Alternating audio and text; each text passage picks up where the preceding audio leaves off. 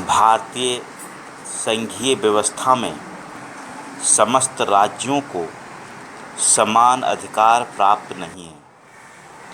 कुछ राज्यों को विशेष राज्य का दर्जा प्राप्त है। जम्मू कश्मीर राज्य का अपना अलग संविधान था, लेकिन अब बदलाव हुआ है। अन्य राज्य का कोई व्यक्ति वहाँ पहले भूमि या मकान नहीं खरीद सकता था, लेकिन अब इसमें चेंजिंग आई है। केंद्रीय व राज्य सरकारों के अधिकारों का बंटवारा भारतीय संविधान के अनुसार किया गया। इन बंटवारों में यदि कोई बदलाव करना हो तो यह कार्य आसान नहीं होता। इस हेतु संसद में बदलाव के पक्ष में 2/3 बहुमत का होना अनिवार्य होता है। साथ ही भारत के कुल राज्यों में से आधे राज्यों को विधानसभाओं से संबंधित बदलाव के लिए अनुमति प्राप्त करना आवश्यक होता है।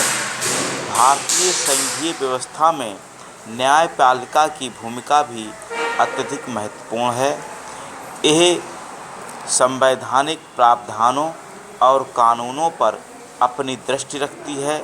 शक्तियों और अधिकारों के बंटवारों को लेकर किसी विवाद में न्यायपालिका निर्णायक की भूमिका निभाती है। राज्य सरकार और केंद्र सरकार के बीच किसी भी विवाद का निपटारा उच्च न्यायालय व सर्वोच्च न्यायालय में होता है।